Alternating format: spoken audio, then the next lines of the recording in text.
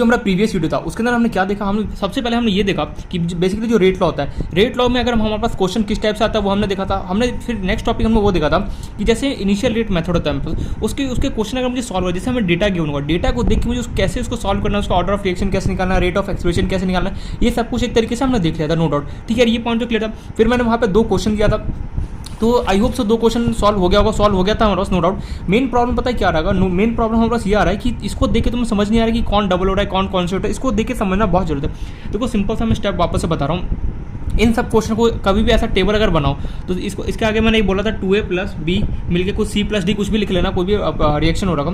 तो मेन मुद्दा यहाँ पे क्या, इनिशियल रेट मेथड क्वेश्चन कभी भी आता है ना एग्जाम में, सबसे पहले जो करते हैं हम लोग ये डायरेक्ट मेथड लगाते हैं, उससे कोशिश क्या करो जितना हो सके उससे बचे और क्या करो जो शॉर्टकट है उसको लगाने का। शॉर्टकट लगाने में देखो आई नो कि शॉर्टकट थोड़ा सा ट्रिकी शॉर्टकट है, एकदम आसान सा शॉर्टकट नहीं, थोड़ा सा दिमाग तो अप्लाई करना ही पड़ेगा। कैसे शॉर्टकट को अप्लाई करें, देखो शॉर्टकट को अप्लाई करने का सिंपल सा 2 बेसिक सा रूल है। क्या रूल है, देखो मैं एक बार एक क्वेश्चन को मैं यहाँ पे रिपीट करूँ, कौन सा करूँ, फर्स्ट वाला या सेकंड वाला।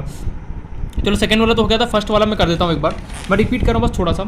तुम्हारे पास 0.1 गिवन है, ठीक है, ए का कंसंट्रेशन दिखाई दे रहा है ना, ए का कंसंट्रेशन तुम्हें 0.1 गिवन है, फिर कितना गिवन है 0.2, 0.2, फिर तुम्हें गिवन है 0.1, फिर बी का तुम्हें कंसंट्रेशन गिवन है कितना 0.1, 0.1, 0.2, 0.1, 0.1, 0.2 एंड जो रेट लॉ ऑफ रिएक्शन कितना गिवन है, रेट लॉ ऑफ रिएक्शन मुझे यहाँ पे क्या क्या गिवन है 0.05, देन 0.1, देन अगेन 0.05।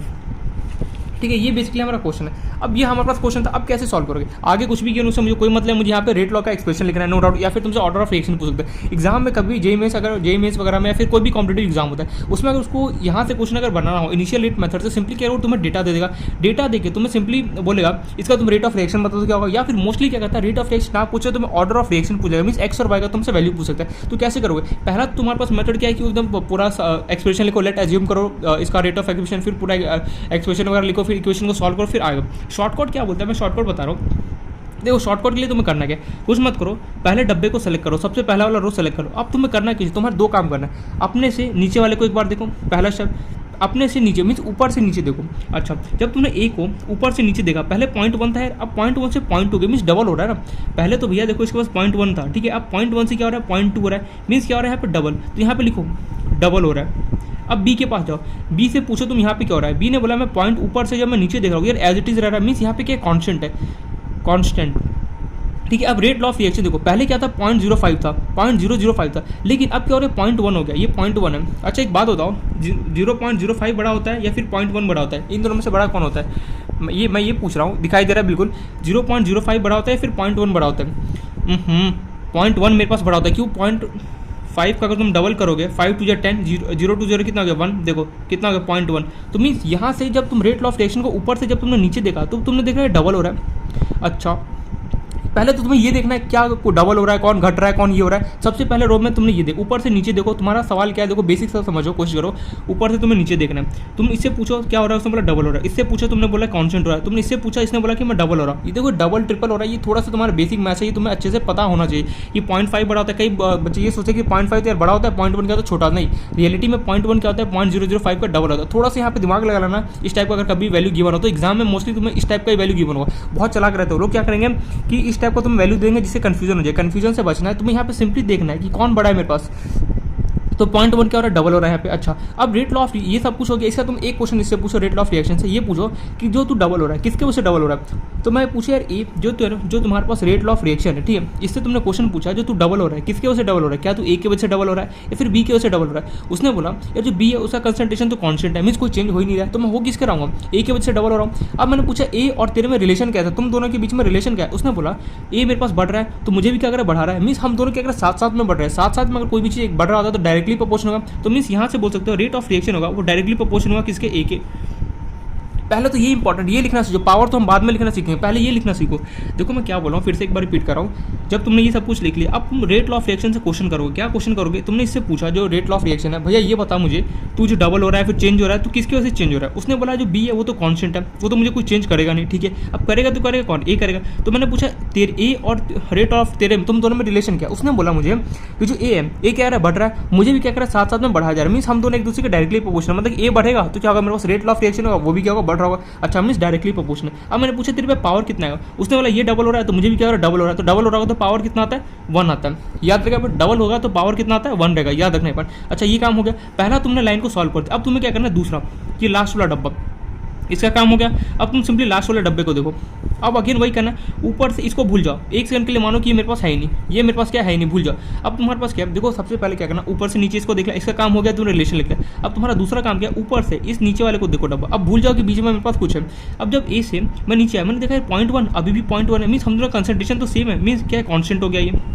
अच्छा बी से पूछा, बी ने बोला मैं पहले 0.1 था, अब मैं नीचे देख रहा हूँ तो 0.2 रहा है, मतलब कि मैं क्या हो रहा हूँ, डबल हो रहा हूँ। अच्छा फिर कंसंट्रेशन को देखो, कंसंट्रेशन बोला पहले भी मैं 0.005 था, अभी भी 0.005 मीन्स कॉन्स्टेंट हूँ।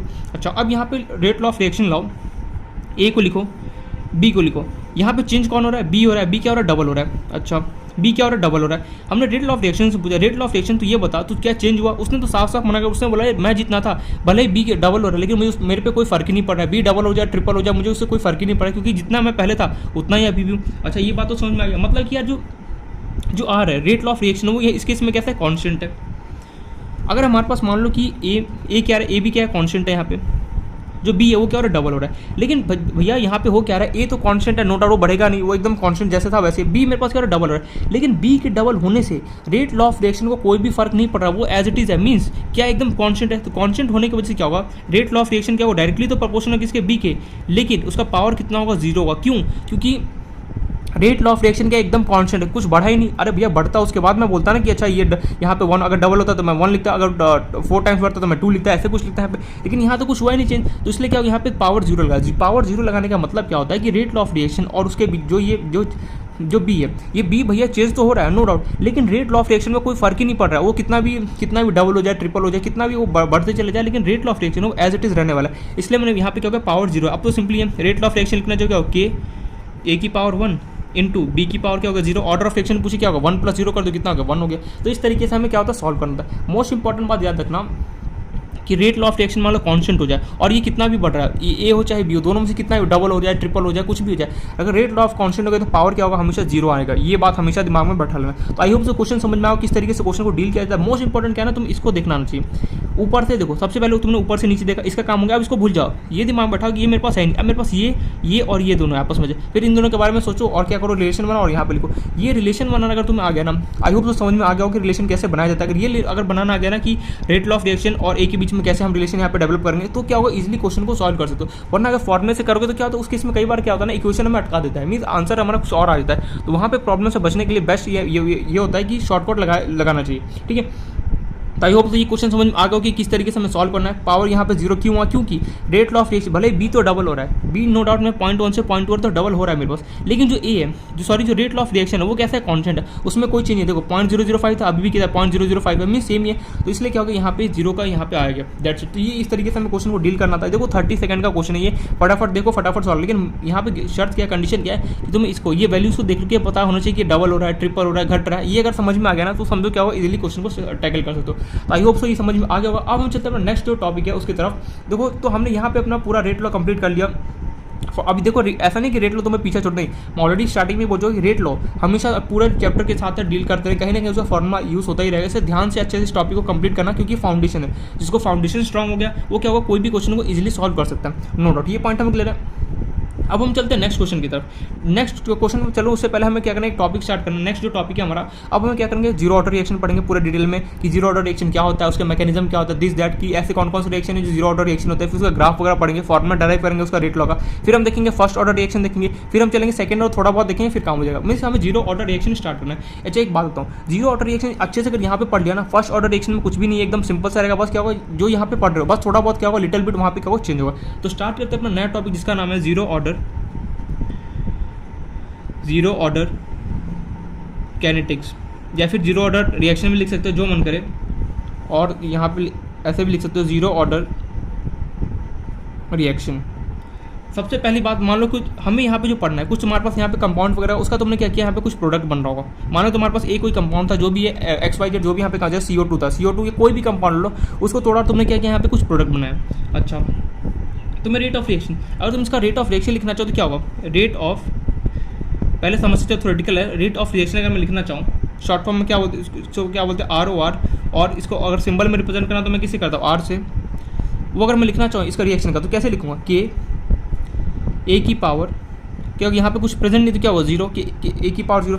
मतलब कि जीरो ऑर्डर रिएक्शन ऐसे रिएक्शन को बोला जाता है जिसके जो पावर्स होते हैं यहाँ पे एक्स और वाई जो ऑर्डर होता है वो उसका वैल्यू क्या हो, जीरो हो जाए। ऐसे रिएक्शन जिसके power means order of reaction का वैल्यू जीरो हो जाए, ऐसे रिएक्शन को हम क्या बोलते हैं, जीरो ऑर्डर रिएक्शन बोला जाता है। क्या बोला समझ में नहीं है। मैं यहाँ पे ये बोलना चाह रहा हूँ जीरो ऑर्डर रिएक्शन ऐसे होते हैं जिसके ऊपर भी पावर जीरो लगाओ, समझ जाना वो रिएक्शन कैसा जीरो। क्यों, क्योंकि तो एक ऑर्डर क्या है यहाँ पे जीरो। अगर मान लो जो ए है, ए की पावर क्या होता था मेरे पास एक्स, यहाँ पे बी नहीं, इसके मैं बी नहीं लिखा, बी की पावर भी लिखना चाहो, बी की पावर भी अगर मान लो को जीरो हो जाता तो ये भी कैसा होता मेरे पास, जीरो ऑर्डर रिएक्शन होता। मान लो ए की पावर एक्स होता था, एक्स की जगह यहाँ पे क्या पुट किया तुमने, जीरो पुट किया। एक्स क्या होता था, order of reaction with respect to A, means मुझे ये बता रहा है एक है, ए का जो ऑर्डर है विद रिस्पेक्ट टू ए कितना है पे, जीरो है। अगर मान लो कोई भी मान लो कि यहाँ पे कोई भी एलिमेंट या फिर कुछ भी यहाँ पे कंसंट्रेशन प्रेजेंट हो, उसका अगर उस पर पावर अगर जीरो हो तो समझ जाना वो कैसा रिएक्शन है, जीरो ऑर्डर रिएक्शन बेसिकली बोला जाता है। अच्छा, किसी के भी एनीथिंग की पावर जीरो कितना होता है, वन होता है। वन की पावर जीरो करो कितना, वन होगा। 100 की पावर जीरो करो कितना होगा, वन। किसी की पावर भी जीरो करो क्या होगा, वन होगा। तो यहाँ से हम एक स्टेटमेंट बोलते हैं, rate is equals to R equal to क्या होगा, के। ए की पावर जीरो कितना होता है मेरे पास, वन होता है। तो यहाँ से फाइनली कितना होगा, के हो गया। मीन्स स्मॉल आर के वैल्यू कितना होगा, के इक्वल हो गया। मैंने लिखा भी था when order of reaction is unity then R is equal to क्या होता है, rate of reaction is equal to क्या होता है, रेट कांस्टेंट के इक्वल हो जाता है। मैं लिख भी देता हूँ, when order of reaction is unity मतलब one, then when order of reaction is unity then rate of reaction is equals to rate constant। तो यहाँ पे मैं ये बता रहा हूँ कि अगर जो जीरो ऑर्डर रिएक्शन होता है, देखो इतना कॉम्प्लिकेट से करने की कोई जरूरत नहीं है। जीरो ऑर्डर ऐसे रिएक्शन होता है जिसके पावर अगर मान लो जीरो लग जाए, समझ जाए क्या हो, जीरो ऑर्डर रिएक्शन होगा। फर्स्ट ऑर्डर के लिए क्या बोलोगे, जिसका पावर वन हो जाए क्या होगा, फर्स्ट ऑर्डर रिएक्शन होगा। जिसका पावर टू हो जाए यहाँ पे क्या होगा, सेकंड ऑर्डर रिएक्शन हो जाएगा, नो डाउट। तो ये तो कुछ बेसिक सा था।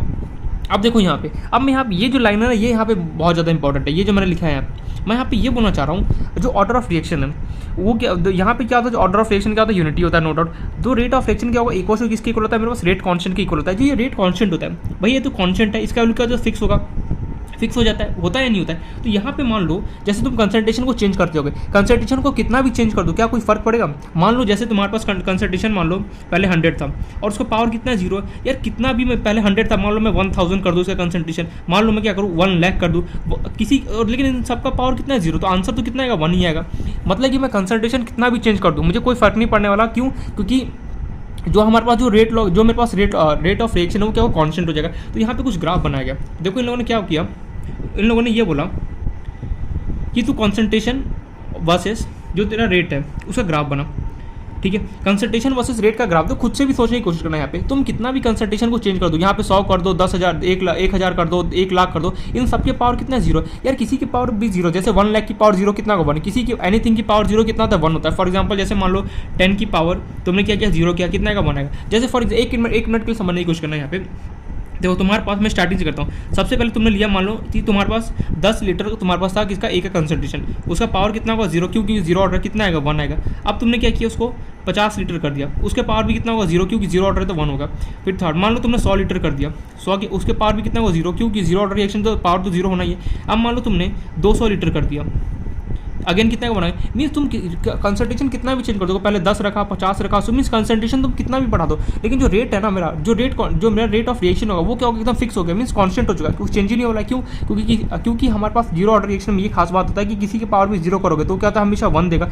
1 देने की वजह से क्या होगा, जो रेट ऑफ रिएक्शन होता है वो किसके इक्वल होता है, रेट कांस्टेंट के इक्वल होता है, जिसकी वजह से क्या होगा, मैं यहाँ पे कंसंट्रेशन कितना भी चेंज कर दूँ, बस इतना समझो। देखो कॉम्प्लेक्स नहीं है टॉपिक्स, इस एकदम सिंपल सा, लेकिन तुम्हें समझना पड़ेगा। यहाँ पे दिमाग के घोड़े ना दौड़ाना पड़ेगा, बिना दिमाग के घोड़े दौड़ाए हुए कोई काम नहीं होने वाला है। मैं कंसंट्रेशन कितना भी चेंज कर दूँ, रेट जो मेरा रेट ऑफ रिएक्शन है वो क्या है, कांस्टेंट रहेगा, फिक्स रहेगा। क्यों, क्योंकि वो किसके इक्वल है, के इक्वल है। तो यहाँ पे इसका ग्राफ बनता है कुछ एकदम स्ट्रेट लाइन इस तरीके से। क्यों बना, तुम यहाँ पे कंसंट्रेशन कितना भी चेंज कर दो, 10 था 50 कर दो, 100 कर दो, 200 कर दो, 300, 400, 500, 1000, 10,000, 10 लाख, कितना भी कर दो, जो रेट कांस्टेंट है वो क्या फिक्स हो गया। उसने बोला मैं चेंज तो होने वाला नहीं हूँ, क्योंकि सबका पावर क्या है, जीरो। एनीथिंग की पावर क्या होता है, एनीथिंग की पावर जीरो क्या होता है, हमेशा 1 देता है। तो ये हो गया। अब इन लोगों ने बोला, इन लोगों ने एक और ग्राफ बनाया, इन्होंने बोला क्या टाइम के साथ ये चेंज करेगा, यहाँ पे रेट और यहाँ पे तुम्हारा कंसंट्रेशन ऑफ ए इन्होंने बनाया, इन्होंने ये सोचा जैसे मान लो कि मैं कंसंट्रेशन को पहले यहाँ पे 5 सेकंड पे कर रहा था, अब मान लो कि मैंने टाइम बदल के क्या किया, मैंने मेरा मन हुआ मैं 2 मिनट बाद कर रहा हूँ, अब मैंने 4 मिनट के बाद किया, अब मैंने 10 मिनट के बाद किया, लेकिन भैया कितने मिनट के बाद भी मैं करूँ या फिर कितने सेकंड के बाद भी करूँ, आंसर तो सबका क्या 1 है। तो यहाँ पे देखा टाइम के साथ भी, सॉरी यहाँ पे मैं लिखना भूल गया, टाइम के साथ भी जो रेट है वो क्या हो रहा, चेंज नहीं हो, क्या वो कांस्टेंट रहा, क्योंकि अरे यार किसी की पावर भी जीरो होता है, यहाँ पे मेन मुद्दा क्या है, पावर जीरो होना, पावर किसी की पावर भी जीरो हो जाना, वो हमेशा उसका आंसर क्या होगा 1 देगा, इसकी वजह से क्या होगा पूरा गेम यहाँ पे पलट जाता है। इसलिए क्या होता है, रेट जो होता है, रेट ऑफ रिएक्शन क्या होता है, कांस्टेंट हो जाता है, तुम चाहे कंसंट्रेशन को चेंज करो, तुम चाहे तो टाइम को चेंज करो, रेट ऑफ रिएक्शन क्या होगा फिक्स हो जाएगा। क्या मैं लिख दूँ ये बात, ठीक है लिख देता हूँ यहाँ पे नोट डाल के, बाद में मान लो पढ़ो और ये समझिए ग्राफ क्या बना थी, कुछ पढ़ने नहीं पड़ा, मैं लिख देता हूँ यहाँ पे rate of reaction remain constant either we change constant either change concentration और टाइम, मैं टाइम चेंज करूँ या फिर कंसंट्रेशन चेंज करूँ, जो मेरा रेट है, रेट ऑफ रिएक्शन है वो क्या होगा फिक्स होगा, एक बार फिक्स हो गया ना उसका तो चेंज नहीं होगा। जैसे मान लो जैसे बाइक का स्पीड है वो क्या होता है हर एक सेकंड क्या होता है बदलता रहता है, लेकिन मान लो तुमने क्या किया फिक्स कर दिया, मान लो तुमने ये स्पीड कर दिया कि मैं 20 किलोमीटर पर आवर से ऊपर जाऊँगा नहीं, तो भैया मैं कितना भी आगे चल जाऊँ, कितना भी फोर्स लगा दूँ, क्या मैं 20 से ऊपर जा सकता हूँ, ऐसा नहीं। मान लो जैसे तुम्हारे पास वो बाइक का जो होता है स्पीडोमीटर, एक सेकंड, जैसे बाइक का स्पीडोमीटर है, ठीक है, तुमने यहाँ पे क्या किया कुछ स्टूल वगैरह लेके तुमने फिक्स कर दिया कि जो मेरा बाइक है उसका मैक्सिमम स्पीड मैं 20 से जाने ही दूंगा। तुम कितना भी पावर लगा, तुम कितना भी कितने टाइम, मान लो 2 घंटे बाद भी करो तो भी 20 से ऊपर नहीं जा सकते हो। मान लो कि तुम कहीं मान लो बाइक को उठा के कहीं और लेके जाते हो, वहाँ पर ड्राइव करो तो वहाँ पर 20 किलोमीटर पर आवर, मीन्स हमने क्या फिक्स कर दिया। तो वैसे ही क्या होता है रेट ऑफ रिएक्शन में क्या होता है कि एक बार रेट ऑफ रिएक्शन में जीरो ऑर्डर रिएक्शन में खास बात क्या होता है ये कि उसका पावर जीरो होता है, मैं कितना भी कंसंट्रेशन चेंज करूँ मेरा आंसर तो हमेशा क्या होगा 1 ही आएगा। क्यों, क्योंकि एनीथिंग की पावर जीरो, कोई भी चीज़ है उसका पावर जीरो करोगे तो उसका आंसर हमेशा क्या होता है 1 आता है, जिसकी वजह से तुम कंसंट्रेशन चेंज करोगे तो भी तुम्हारा रेट क्या होगा, रेट ऑफ रिएक्शन क्या होगा कॉन्स्टेंट होगा, तुम चाहे टाइम चेंज करो तो भी क्या होगा रेट ऑफ रिएक्शन क्या होगा कॉन्स्टेंट रहने वाला। अच्छा ये बात तो समझ में आ गया, बेसिक समझ में आ गई यहाँ पे। अब यहाँ पे हमें क्या है ना, अब हमें ये देखना है कि अगर मान लो कोई रिएक्शन है जीरो ऑर्डर रिएक्शन है, उसका अगर मुझे रेट ऑफ रिएक्शन अगर निकालना है तो कैसे निकालेंगे, उसका फॉर्मुला यहाँ पे मैं डायरेक्ट करने वाला हूँ, तो थोड़ा सा यहाँ पे इंपॉर्टेंट है। तो अब स्टार्ट करते हैं इसका फॉर्मुला कि अगर मान लो कोई रिएक्शन है वो क्या है कि मेरे पास जीरो ऑर्डर रिएक्शन हो रहा है, उसका अगर मुझे मान लो रेट ऑफ रिएक्शन निकालना है तो कैसे निकालेंगे, वो अभी एक फॉर्मुला यहाँ पे डेराइव करने वाला हूँ। बस देखो जो यहाँ पे जीरो ऑर्डर पढ़ो ना same to as it is मैं फर्स्ट ऑर्डर रिएक्शन में पढ़ोगे, बस यहाँ पे जीरो की जगह क्या होगा 1 आ जाएगा और कोई भी डिफरेंस नहीं होने वाला। इसलिए आप लोग ध्यान से इसको पढ़ो, आगे क्या होगा प्रॉब्लम नहीं आने वाला। अब हमें ये देखना है कि मान लो कोई रिएक्शन है वो क्या होगी जीरो ऑर्डर रिएक्शन हो, इन दैट की जीरो ऑर्डर रिएक्शन होने की वजह से अगर मुझे उसका रेट ऑफ रिएक्शन निकालना तो कैसे निकालूंगा वो अभी हम देखते हैं। तो स्टार्ट करो, इसी में नेक्स्ट टॉपिक इसी का, एक सेकेंड, इसी का जो मेरा नेक्स्ट टॉपिक उसका नाम है integrated rate law. Basically book वाले ना इसको इंटीग्रेटेड रेट लॉ लिखते हैं, कुछ नहीं होता है इंटीग्रेटेड रेट लॉ, कुछ नहीं, शॉर्ट सा एक नया सा यहाँ पे इन लोगों ने वर्ड यूज़ करते, इसका नाम रखा integrated rate law. Integrated rate law होता है कि कुछ भी नहीं होता भैया, जो कोई भी रिएक्शन होता है या फिर कोई भी रिएक्शन का मैं रेट कैलकुलेट करता हूँ उसी को इन लोगों ने क्या बोला इंटीग्रेटेड रेट लॉ बोल दिया। तो यहाँ पे साइड में लिख लें, इसका मीनिंग होता है it is nothing but calculation of rate of reaction, calculation of rate of reaction. Integrated rate law क्या होता है, कुछ नहीं, इन लोगों ने फैंसी सा एक वर्ड यहाँ पे एडप्ट पर इसका नाम रखा इंटीग्रेट, होता है कुछ नहीं। हमें यहाँ पे ये सीखना है अगर कोई रिएक्शन जीरो ऑर्डर है उसका दिखाई तो दे रहा है ना, एक सेकंड, हाँ दिखाई दे रहा है। अगर मान लो कोई रिएक्शन है वो क्या हो जीरो ऑर्डर रिएक्शन हो, इन दैट केस अगर मुझे उसका रेट ऑफ रिएक्शन पता करना तो मैं कैसे पता करूँगा, उसका यहाँ पे एक नया फॉर्मुला है वो हमें यहाँ पे डेराइव करना है। इंपॉर्टेंट फॉर्मुला है, देखो ये सेम टू सेम तुम्हें क्या होगा फर्स्ट ऑर्डर में आएगा, बस वहाँ पे थोड़ा सा माइनर सा डिफरेंस आएगा। तो देखते हैं तो कैसे इसको डेराइव किया जाए। तो सिंपल सा है, मान लो तुम्हारे पास कोई ए कंपाउंड है, उससे तुमने प्रोडक्ट बनाया, ए से तुमने क्या किया प्रोडक्ट बनाया, ठीक है। अच्छा अब हमें एक बात बताया, अगर जीरो ऑर्डर रिएक्शन है तो अगर मैं इसका रेट लिखना चाहूँ तो कैसे लिखूंगा, रेट इक्वल्स टू, इसको रेट को शॉर्ट फॉर्म में किसे बोलते हैं आर की इक्वल्स टू क्या लिखो के ए की पावर क्या लिखोगे, जीरो ऑर्डर अगर रिएक्शन है तो क्या होगा जीरो हो जाएगा, नो डाउट। अच्छा एक बात याद करो, मैंने एवरेज रेट ऑफ रिएक्शन लिखना सिखाया था तुम्हें और एक इंस्टेंटेनियस रेट ऑफ रिएक्शन लिखना सिखाया था, कुछ याद है कुछ यार, क्या बोला है। मैंने स्टार्टिंग में जो हमने स्टार्ट किया था अपना केमिकल कैंडिस, उसमें हमने ये देखा था एवरेज रेट ऑफ रिएक्शन कैसे लिखा जाता है and instantaneous rate of reaction कैसे लिखा जाता है। हाँ यार थोड़ा तो याद आ रहा है, लेकिन मुझे अगर याद नहीं आ रहा तो यहाँ पे प्रॉब्लम होने वाला है, क्योंकि उसका यहाँ पे यूज़ होने वाला है। यहाँ पे तुम मुझे जो ए से प्रोडक्ट ए मान लो कुछ भी है उसका तुम प्रोडक्ट बना, उसका तुम इसका मुझे इंस्टेंटेनियस रेट ऑफ रिएक्शन लिख के बताओ क्या होगा, कैसे लिखेंगे। रेट इक्वल टू, मैं वहाँ पे कई बार बता चुका हूँ, जो रिएक्टेंट होता है उस साइड मुझे हमेशा माइनस लगाना, जो प्रोडक्ट होता है उस साइड मुझे क्या लेना है यहाँ पे पॉजिटिव लगाना होता है। तो कैसे लिखेंगे, -1 लिखा, उसके बाद क्या होता है यहाँ पे इंस्टेंटेनियस लिख रहा हूँ तो क्या होगा डी ए डिवाइड बाय क्या करूँगा, यहाँ पे ए का क्वेश्चन कितना है 1, मल्टीप्लाई किसे करूँगा dt से, आगे तो कुछ है नहीं तो ये एज इट इज प्रोडक्ट यहाँ पे कुछ गिवन नहीं है तो इसलिए मुझे कोई मतलब नहीं। तो इसका मैंने क्या किया, ए से जो प्रोडक्ट बना उसका मैंने इंस्टेंटेनियस रेट ऑफ रिएक्शन लिख दिया। मैं यहाँ पे लिख भी देता हूँ क्या है, इंस्टेंटेनियस रेट ऑफ रिएक्शन। मतलब ये मैंने क्या लिखा, जो ए से मान लो तुम्हें कुछ प्रोडक्ट, मैं यहाँ पे फॉर्मूला डेराइव कर रहा हूँ, ए से मान लो कुछ प्रोडक्ट बन रहा था, तुमने उसका रेट ऑफ रिएक्शन लिखना चाहो तो के ए की पावर 0 लिख दिया, क्योंकि 0 ऑर्डर रिएक्शन था। अगर मान लो इसका इंस्टेंटेनियस रेट ऑफ रिएक्शन तुम्हें लिखना तो क्या लिखोगे, माइनस हम लगाते थे 1, ये सब भूल गया क्या, ये सब याद होना चाहिए। एवरेज रेट ऑफ रिएक्शन में यहाँ पे मैं डेल्टा सिंबल यूज़ करता था, ये ट्रायंगल वाला। यहाँ पे इंस्टेंटेनियस में मैं डी यूज़ करूँगा। मैं ऑलरेडी बता दूँ इंस्टेंटेनियस का मतलब किसी भी इंस्टेंट, मान लो कि तुम्हारे 2 सेकंड में पता करना कितना स्पीड है तो उसको क्या बोलोगे, इंस्टेंटेनियस बताओगे। बोलोगे अच्छा ये बताइए उस वर्ड को हम क्या बोलोगे, इंस्टेंटेनियस। वहीं तुम्हें अगर एवरेज स्पीड, अगर एवरेज जाना मतलब कि जितना उसने पूरा टोटल डिस्टेंस ट्रैवल किया divide by total time taken कर दो तो क्या होगा, तुम्हें एवरेज स्पीड या फिर जो भी है तुम्हारे पास आ जाएगा। लेकिन यहाँ पे मैं इंस्टेंटेनियस की बात कर रहा हूँ, क्या होगा डी अपॉन डी टी होगा। यहाँ पे मेरे पास क्वेश्चन कुछ नहीं था तो इसलिए मैंने 1 लगा दिया यहाँ पे, नो डाउट ये समझ में आएगा। प्रोडक्ट में कुछ नहीं था तो मैंने यहाँ पे लिखा नहीं, ए के साथ बी वगैरह कुछ नहीं था तो इसलिए मैंने एज इट इज रख दिया। अब मैं क्या करूँ, इन दोनों का यूज हेल्प लूँगा, इन दोनों का हेल्प लेके मैं क्या करूँगा, यहाँ पे 0 ऑर्डर रिएक्शन का मैं रेट ऑफ रिएक्शन का फॉर्मूला निकालूंगा। कैसे निकालूंगा देखना ध्यान से, मैं एक यहाँ पे शानदार सा वर्ड लिख रहा हूँ, 1 से तो कोई फर्क पड़ेगा नहीं तो क्या हो गया, minus D A upon d t is equal to के ए की पावर 0। सोचना ये कैसे लिखा है मैंने, सोचो एक बार। मैंने इन दोनों का हेल्प लेके मैंने ये यहाँ पे एक इक्वेशन लिखा है, कैसे लिखा है एक बार सोचो एक बार। यार कैसे लिख दिया कुछ पल्ले नहीं पड़ा, देखो ध्यान से यहाँ पे। मैं यहाँ पे ये बोलना चाहता हूँ, यहाँ पे क्या लिखा हुआ है, आर इक्वल्स टू, देखना ध्यान से, आर इक्वल्स टू तुम्हें गिवन है के ए की पावर 0। यहाँ पर भी रेट है, नीचे भी तो रेट ही लिखा हुआ, क्या लिखा हुआ तुम्हें, -1 को चलो मारो गोली, क्या किया मैंने, minus D A divide by D T कर दिया, ठीक है। अब देखो यहाँ पर भी आ रहा है, यहाँ पर भी आ रहा है, दोनों आ रहा, आप दोनों क्या, यहाँ पर भी रेट है बेसिकली और यहाँ पर भी क्या रेट ही। अरे भैया यहाँ पे भी मैं रेट ऑफ रिएक्शन लिख रहा हूँ और यहाँ पे भी मैं रेट लिख रहा हूँ, ये अलग बात, ये रेट ऑफ रिएक्शन और ये इंस्टेंटेनियस रेट ऑफ रिएक्शन, लेकिन है तो रेट ही ना। तो मैंने क्या किया चालाकी से, दोनों आ रहा था, मैंने सिंपली सब्स्टिट्यूट कर दिया। मैंने इस आर की जगह क्या लिख दिया, minus D A by D T लिख दिया।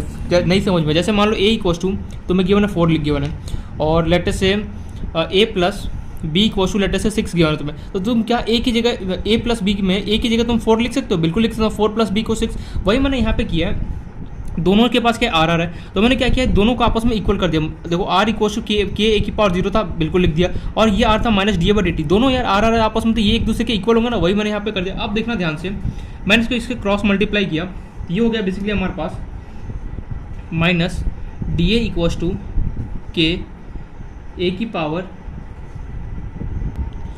पावर 0 इंटू डी टी, ठीक है। अब देखना ध्यान से यहाँ पे कमाल की बात, ये समझ में आना, मैंने क्रॉस मल्टीप्लाई यहाँ पे किया, ये पल्ले तो पड़ा कि कैसे मैंने लिखा। अरे भैया दोनों आर इक्वल टू के ए की पावर 0, अरे यार ए इक्वल टू 2 लिखा हुआ है और मान लो 2 प्लस बी लिखा हुआ है, और मान लो तुम्हें ए इक्वल टू मान लो 4 प्लस बी लिखा हुआ है, तो क्या तुम इन दोनों को आपस में इक्वल नहीं लिखते, देखो ए इक्वल टू 2 प्लस बी और यहाँ पे इक्वल टू 4 प्लस बी, तो क्या लिखते थे 2 plus B equal to 4 plus b, दोनों सेम लिखते, तो वही मैंने यहाँ पे किया।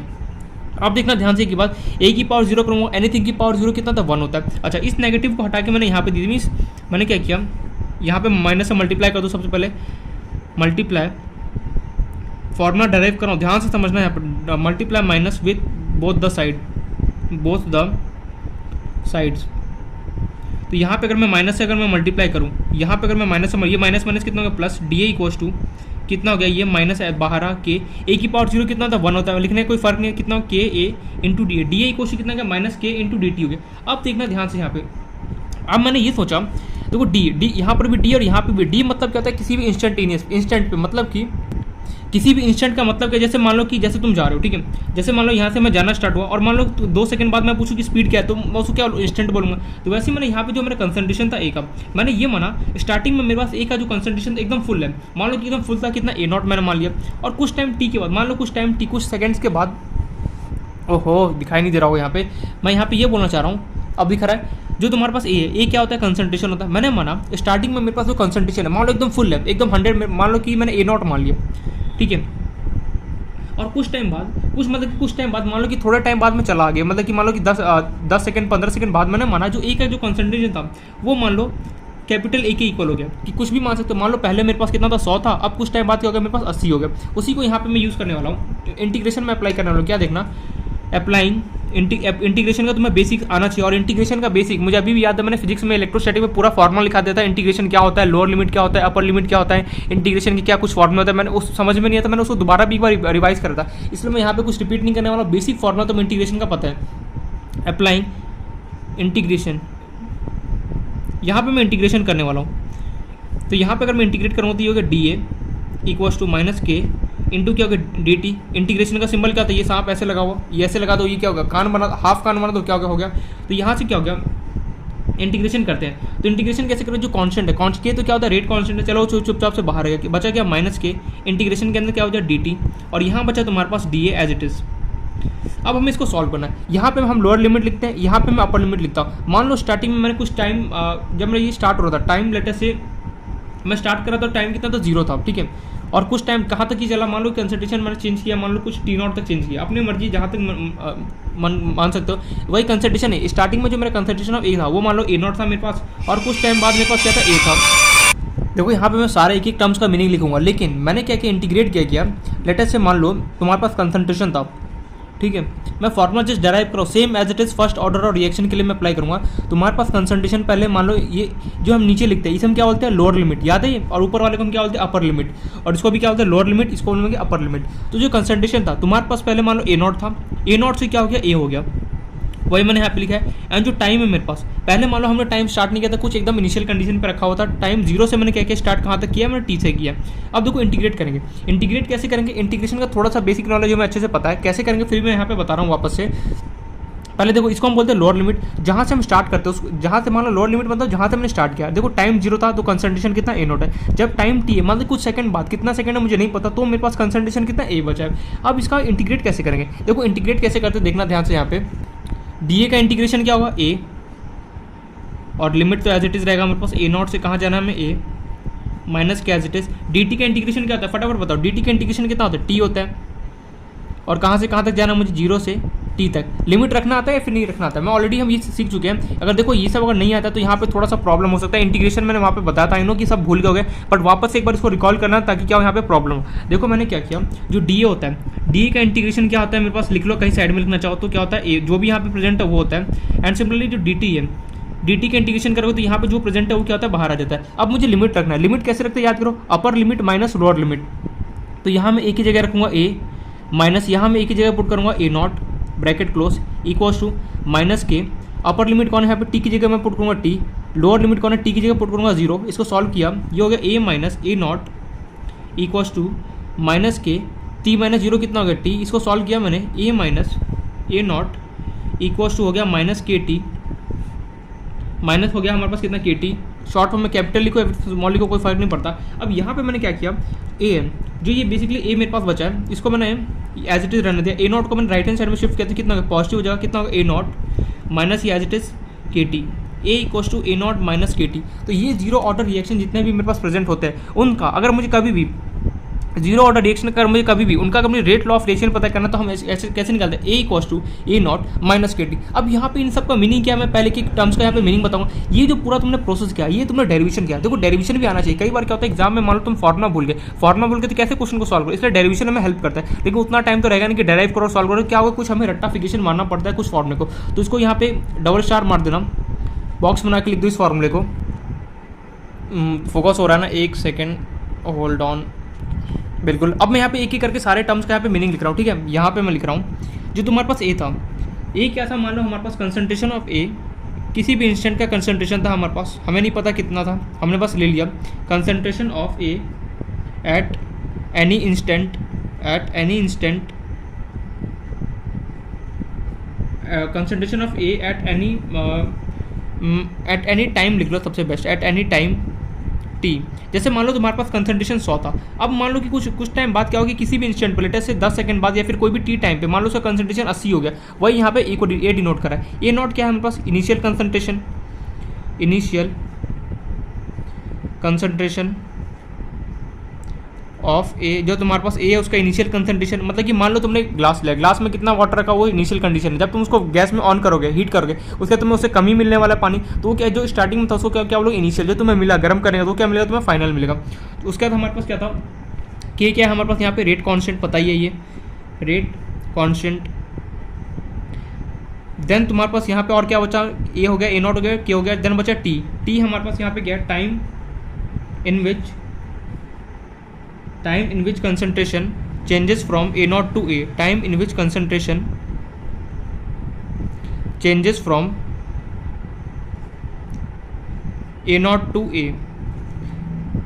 मतलब कि ये बोला 100 से स्टार्टिंग में तुम्हारे पास 100 लीटर कंसंट्रेशन था, उसका तुम्हारे पास 80 हुआ, तो कितने टाइम में ये कंसंट्रेशन चेंज किया, वो क्या होगा हमारा टाइम T होगा। तो यार किसी भी अगर मैं जीरो ऑर्डर रिएक्शन का अगर कभी भी मुझे जीरो ऑर्डर रिएक्शन का मुझे कभी भी रेट लॉ लिखना है तो कैसे लिखेंगे, सिंपली मैंने यहाँ पे बता दिया A equals to A0 minus क्या होगा KT। ए क्या इंडिकेट करता है, जो कंसंट्रेशन मेरे पास जो इनिशियल के बाद जो बचा वो वाला, A0 क्या था जो स्टार्टिंग में इनिशियल मेरे पास कंसंट्रेशन था, K क्या था रेट कॉन्स्टेंट, T क्या होता है जो कंसंट्रेशन चेंज हो रहा है कितने टाइम के अंदर चेंज होगा, वो हमें कौन इंडिकेट करता है, टाइम हमें T इंडिकेट करता है। अच्छा ये पॉइंट तो मुझे क्लियर हो गया। तो जीरो ऑर्डर रिएक्शन में सबसे पहला जो ये फॉर्मूला था ये हमारे लिए बहुत ज़्यादा इंपॉर्टेंट था, जो हमें अच्छे से पता होना चाहिए कि जीरो ऑर्डर रिएक्शन के लिए अगर कभी भी मुझे रेट लॉ लिखना है, फिर इंटीग्रेटेड रेट लॉ लिखना है, इसको हम क्या बोलते हैं, integrated rate law of zero order reaction, zero order reaction, ठीक है, लिख लेना so on. A equal to A0 minus KT, बहुत ज़्यादा इंपॉर्टेंट फॉर्मुला जो हमें अच्छे से पता होना चाहिए। तो फर्स्ट फॉर्मुला ये क्या, अभी तो हमें बहुत देखना है, मान लो अभी हाफ साइकिल देखेंगे फिर फुल साइकिल देखेंगे, ऐसे तीन हमें क्या फॉर्मुला एक तरीके से हमें पढ़ना। पहला फॉर्मुला आ गया, अब चलते हैं नेक्स्ट फॉर्मुला पे,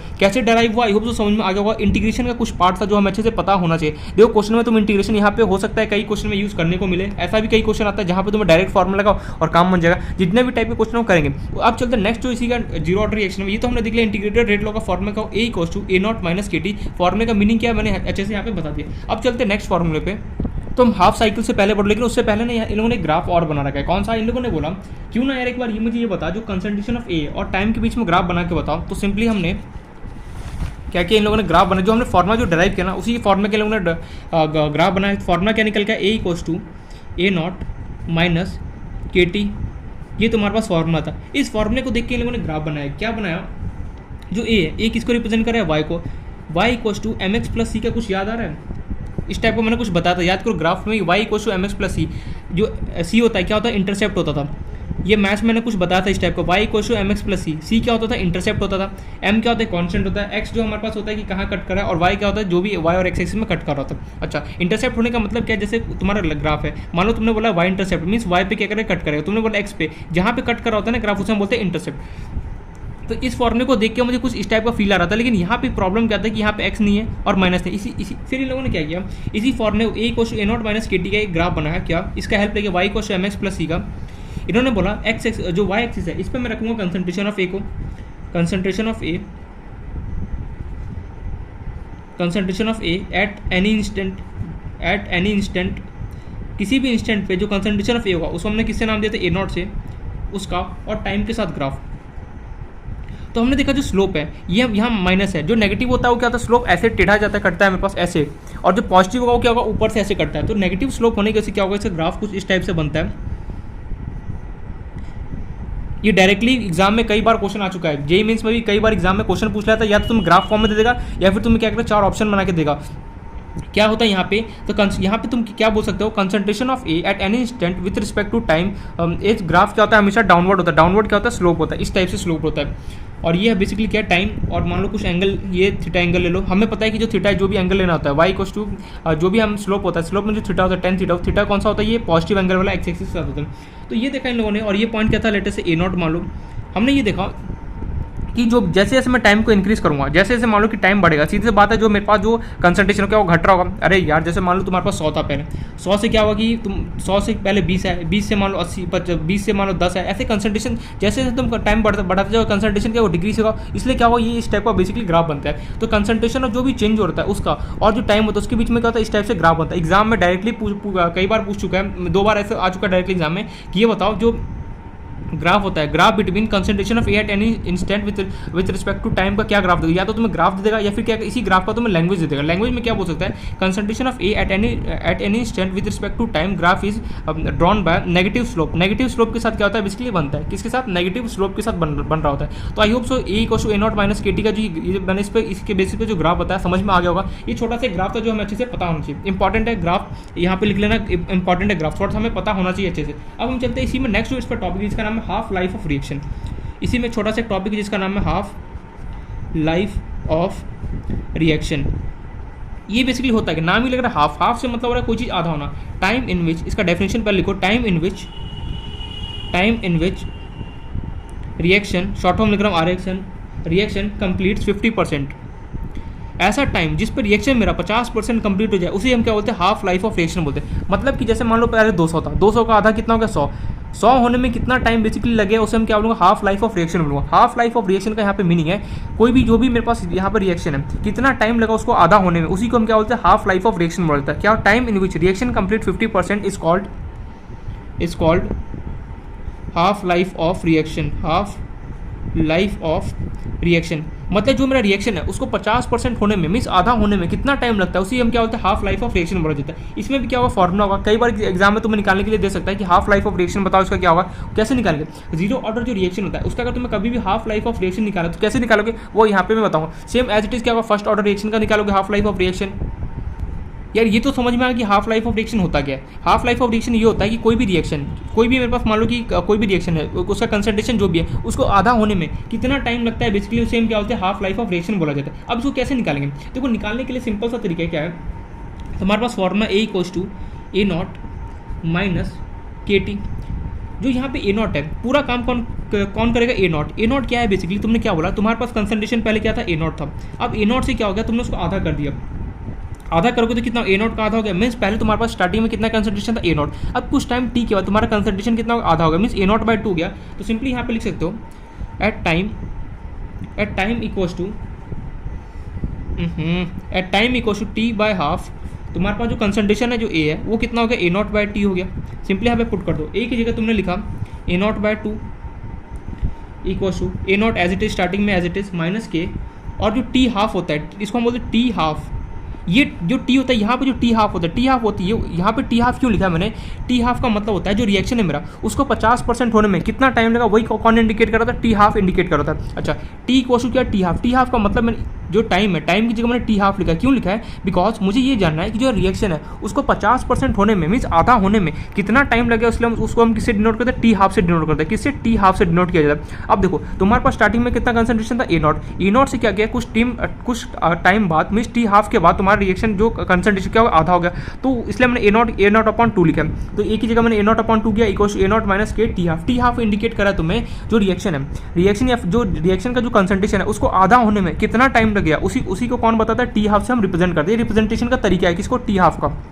अच्छा इसको जब थोड़ा सा हम क्या करते हैं, एलसीएम वगैरह ले लेते हैं, तो मैं सॉल्व करते हैं। चलो K T/हाफ को हम इस तरफ भेजता हूँ, K T 1/2 मीन्स इसके नीचे हमेशा 1/2 हाफ लगाना ही लगाना है। इक्वल्स क्या होगा, A0। इसको मैं यहाँ पे भेजूँगा, कितना हो गया, A0/2। एलसीएम ले लो, 1 × 2 बचा कितना तुम्हारा, K T/हाफ equals to 2A0 - A0 divide by कितना है, 2 A0 में से A0 चला गया, कितना बचा, A0/2। तो ये हो गया कि K T/हाफ इक्वल्स टू A0/2। और यहाँ से T/हाफ अगर तुम्हें निकालना है तो सिंपली T/हाफ निकालने के लिए क्या करोगे, A0/2 K को इसके चरणों में भेज दो, आ गया तुम्हारे पास फॉर्मूला। देखो यहाँ पे हुआ क्या, मैं सबका मीनिंग बताऊंगा, पहले समझो। तुम्हारे पास क्या है, हाफ लाइफ ऑफ रिएक्शन होने का मतलब ये है जो तुम्हारा जीरो ऑर्डर रिएक्शन है उसका जो भी कंसंट्रेशन है उसको आधा होने में कितना टाइम लग गया वो मुझे अगर निकालना है तो मैं कैसे निकालूंगा, T/हाफ इक्वल टू A0 डिवाइड क्या करूँगा 2 इंटू क्या करूँगा, कैसे मल्टीप्लाई करूँगा तो मुझे क्या होगा, T/हाफ मिल जाएगा। अच्छा कैसे आया, तुम्हारे पास A equal to A0 - KT था, बिल्कुल सही। अब तुम्हारे क्या किया, जो तुम्हारे पास स्टार्टिंग में कंसंट्रेशन कितना था, स्टार्टिंग में कंसंट्रेशन कितना था, A, मतलब जब तुम स्टार्ट कर रहे हो मान लो तुम्हारे पास कितना था, 100, उसी को यहाँ पे मैंने A से इंडिकेट किया है। तो स्टार्टिंग में तो मेरे पास A था, लेकिन ये क्या हो गया, धीरे धीरे आधा हो गया, तो कितना, A0/2 हो जाएगा। अरे A0 क्या हमें इंडिकेट करता है किसी इंस्टेंट पे कितना कंसंट्रेशन। अब मान लो तुमने बोल दिया है कि साफ बोल दिया कि तुम्हारा जो कंसंट्रेशन है वो क्या हो गया, आधा हो गया, तो A0/2 हो गया, तो वो मैंने यहाँ पे रिप्लेस कर दिया। अब T की जगह मैंने T/हाफ लिखा, क्यों लिखा है, मैं यहाँ पे ये जानना चाहता हूँ कि जो कंसंट्रेशन है उसको आधा होने में कितना टाइम लगेगा, उसको किससे रिप्रेजेंट करूँगा, T/हाफ से मैं रिप्रेजेंट करूँगा। फिर वही रिप्रेजेंट किया यहाँ पे, फिर एलसीएम वगैरह लिया तो यहाँ पे T/हाफ कितना निकल गया, A0/2 के T/हाफ। अब यहाँ पे मैं का मीनिंग लिख देता हूँ। T/हाफ का मतलब होता है time at which concentration of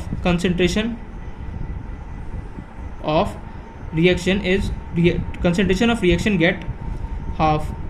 ऐसा टाइम जिस पे तुम्हारा कंसंट्रेशन ऑफ रिएक्शन क्या हो जाए, आधा हो जाए। दिखाई दे रहा है, ओहो एक सेकेंड, अब शायद थोड़ा सा दिख रहा होगा। T/हाफ होने का मतलब यहाँ पे है कि ऐसा टाइम जिसमें मेरा जो कंसंट्रेशन ऑफ A है वो आधा हो जाए, उसको हम क्या बोलते हैं, हाफ लाइफ ऑफ रिएक्शन, उसको T/हाफ से इंडिकेट करते हैं। A0 तुम्हें पता है क्या है, A0 तुम्हारे पास क्या है, concentration of A at any instant, concentration of A at any time लिख दो, एट एनी टाइम किसी भी टाइम पे ए का कंसंट्रेशन। तो मैं अगर बोले कोई कि हाफ लाइफ ऑफ रिएक्शन निकालो, इसका सिंपली क्या फॉर्मूला क्या, T half equal half life का रिएक्शन जैसे ही बोले दिमाग में स्ट्राइक करना चाहिए क्या कि भैया जो कंसंट्रेशन है उसका आधा होने का मुझे टाइम बताना है। कैसे निकालोगे, t half equal to A naught divide by क्या होगा, 2 क्या होगा। याद रखिए फॉर्मूला। तो ये पहला फॉर्मूला हमारे पास यहाँ पे था। तो यहाँ पे ए नॉट क्या है मैंने बता दिया, 2 के बेसिकली क्या है हमारे पास।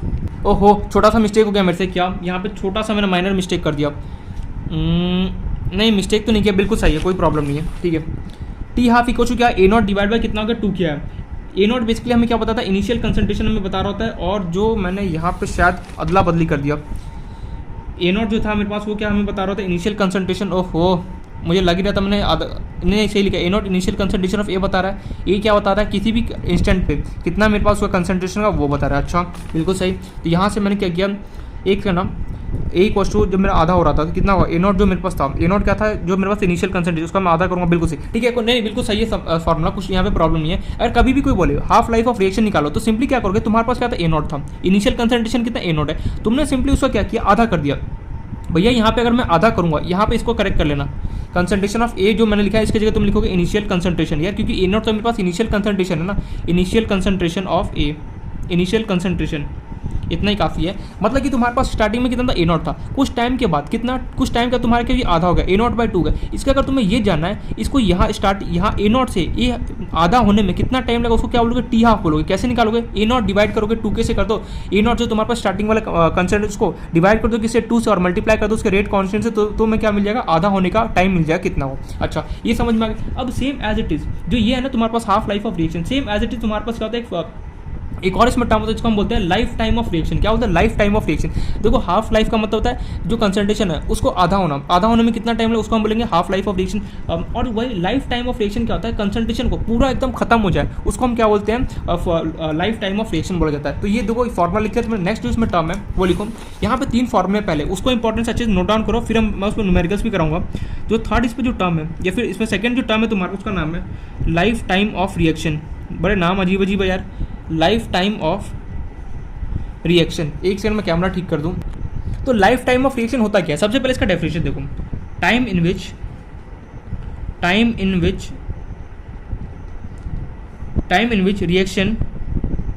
Reaction get complete 100%, reaction get complete 100, spelling लिख लेना, कंप्लीट 100%। मतलब कि तुम्हारे पास क्या है, तुम्हारे पास स्टार्टिंग में कंसंट्रेशन मान लो ए नॉट का वैल्यू मान लो 100 था, तुमने क्या किया इसको 0 होने में, ए नॉट का वैल्यू 0 होने में कितना टाइम लगा उसे हम क्या बोलते हैं, लाइफ टाइम ऑफ रिएक्शन बोला जाता है। मान लो एक एप्पल है, एक एप्पल को तुम्हें पूरा कंप्लीट करते हो, तुम्हारे पास एक एप्पल था स्टार्टिंग में, उसको तुम्हें खाने में कितना टाइम लगा उसे क्या बोलोगे, life time of reaction basically बोला जाता है। वो बस ऐसी एग्जाम्पल दिया, सेम एज इट इज तुम्हारे पास जो ए नॉट है उसका मान लो कंसंट्रेशन पहले स्टार्टिंग में 100 था, उसको 0 होने में, उसका कंसंट्रेशन एकदम 0 होने में मुझे कितना टाइम लगा उसे ही हम क्या बोलते हैं, लाइफ टाइम ऑफ रिएक्शन बोला जाता है। इसको रिप्रेजेंट किससे करेंगे, जैसे वहाँ पे टी हाफ को, हाफ लाइफ ऑफ रिएक्शन में किससे रिप्रेजेंट करता है, टी 1/2 लगा था, वो किसको मैं हाफ लाइफ ऑफ रिएक्शन को रिप्रेजेंट कर रहा था। Same life time of reaction को रिप्रेजेंट करूंगा मैं, representation of life time of reaction. Life time of reaction को हम रिप्रेजेंट करते हैं किससे, टी लिखो, कैपिटल लिखो, स्मॉल लिखो, कोई फर्क नहीं पड़ता, LF लगा दो उसके आगे, क्या लगा दो, LF। अब कैसे निकलेगा देखो, A equals to A naught minus के टी फॉर्मूला है तुम्हारे पास।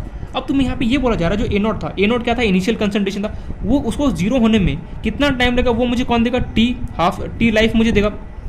अरे भैया मैं ये बोल रहा हूँ जो ए नॉट मेरे पास क्या इनिशियल कंसंट्रेशन है उसको 0 होने में कितना टाइम लगा वो मैं कैसे निकालूंगा, टी लाइफ से निकालूंगा। अब तो यहाँ पे ए नॉट के वैल्यू कितना होगा, 0। क्यों, क्योंकि हमें ये टाइम पता करना है जो ए नॉट है उसको, उसका जो कंसंट्रेशन एकदम 0 हो जाए उसमें कितना टाइम लगेगा वो हमें कैलकुलेट करना है। तो कैसे कैलकुलेट करें, सॉरी ए नॉट नहीं, ए 0 होगा ना, क्योंकि देखो पहले ए नॉट था, ए नॉट से कुछ चेंज होकर क्या बना, मान लो ए बना, फिर ए से और तुमने चेंज किया, तुम्हें ये जाना है ए नॉट से 0 होने में कितना टाइम लग गया उसे क्या बोलते हैं, उसे टी लाइफ बोला जाता है। उसे ही तुम्हें कैलकुलेट करना है। मान लो पहले 100 था, 100 से मान लो 80 हुआ, 80 से 50 हुआ, 50 से मान लो 40 हुआ, लेकिन तुम इन सब से इंटरेस्ट नहीं है, तुम्हें बस इतना जानना है 100 से 0 होने में, जब 100 था उससे 0 होने में कितना टाइम लगा उसे, वह तुम्हें निकाला, उसको किसे निकालो, टी लाइफ से निकालोगे। तो यहाँ पे ए का वैल्यू क्या हो जाएगा, 0 हो जाएगा। तो यहाँ पे 0 पुट करो, 0 equals to A naught minus के, टी की जगह क्या पुट करो, टी लाइफ लिखोगे, LF। तो यहाँ से क्या माइनस के टी लाइफ को यहाँ पे इधर शिफ्ट कर दोगे तो पॉजिटिव हो गया, क्या हो गया, k t LF equals to A naught, k को इसको 4 में भेजो, टी लाइफ कितना हो गया, ए नॉट अपॉन के। मीन्स अगर कभी मुझे लाइफ टाइम ऑफ रिएक्शन निकालना तो मैं कैसे निकालूंगा, t life equal to A naught upon क्या करूँ के। अब मैं यहाँ पे 3 फॉर्मूला डायरेक्ट किया, कौन कौन सा, पहला फॉर्म मैंने डायरेक्ट किया था A equal to integrated rate law of zero order reaction A equal to A naught minus के टी, पहला फॉर्मूला रिकॉल कर रहा हूँ। दूसरा क्या निकाला था, हाफ लाइफ ऑफ रिएक्शन निकाला था, क्या निकल गया था, टी हाफ इक्वल्स टू, याद करो फटाफट, ए नॉट अपॉन 2k, याद आ रहा। थर्ड फॉर्मूला अभी जस्ट निकाल के आओ, क्या निकाल, लाइफ टाइम ऑफ रिएक्शन निकाल के आओ, क्या फॉर्मूला आएगा, t life equals to A naught upon k. तो ये बेसिकली हमने 3 फॉर्मूला यहाँ पे डराइव किया, जिसके बारे में अच्छे से डिटेल में पता होना चाहिए, एक ही फॉर्मूले का सबका मीनिंग पता होना चाहिए। ए नॉट क्या है, मेरे पास इनिशियल कंसंट्रेशन है, के क्या है, रेट कांस्टेंट है, टी लाइफ क्या है, लाइफ टाइम ऑफ रिएक्शन है। क्या इसका मतलब क्या होता है, जो भी कंसंट्रेशन है मेरे रिएक्शन का, उसको जीरो होने में कितना टाइम लगेगा, वो कौन हमें देगा, लाइफ टाइम ऑफ रिएक्शन देता है। हाफ लाइफ ऑफ रिएक्शन क्या होता है बेसिकली, या फिर हाफ टाइम ऑफ रिएक्शन क्या होता है, जो रिएक्शन है उसको आधा होने में कितना टाइम लगे, वो किससे दिया जाता है, उसको किससे दिया जाता है, हाफ टाइम ऑफ रिएक्शन बोलो या फिर हाफ लाइफ ऑफ रिएक्शन बोलो, एक ही बात है। ग्राफ हमें अच्छे से पता होना चाहिए। देन हमने देखा integrated rate law of zero order reaction क्या होता है, A equals to A naught minus के टी। जो ये 3 फॉर्मूला ना बहुत ज़्यादा इंपॉर्टेंट, इसी पे गेम पूरा आना चाहिए, पूरा हर एक क्वेश्चन इसी पे आएगा। जो फर्स्ट ऑर्डर रिएक्शन है वहाँ पे भी सेम ही पढ़ोगे, हाफ लाइफ रिएक्शन हो गया, लाइफ टाइम रिएक्शन हो गया, सेम यही वही वर्ड यही वहाँ पर भी सेम ही आएगा। बस क्या होगा, यहाँ पे जो फॉर्मूला थोड़ा बहुत क्या होगा इधर उधर चेंज होगा, बाकी सब जगह क्या होगा सेम ही आने वाला है। तो ये एक तरीके से यहाँ पे हमने जीरो ऑर्डर रिएक्शन का थ्योरेटिकल पार्ट कंप्लीट कर लिया एक तरीके से 90% पोर्शन। अब हमें इस पे लगाना है क्वेश्चन। अभी तो बहुत कुछ बचा है, इसका मैकेनिज्म बचा हुआ है, क्वेश्चन बचा हुआ है, अभी तो स्टार्टिंग हुआ है। मतलब कि मानो 40% तुमने कंप्लीट कर चुके हो जीरो ऑर्डर रिएक्शन का थ्योरेटिकल पार्ट, अभी तो मैं 60% और करना है। तो स्टार्ट करते हैं अपने नेक्स्ट इस पे टॉपिक, या फिर मैं क्वेश्चन अभी कराता हूँ इस पे।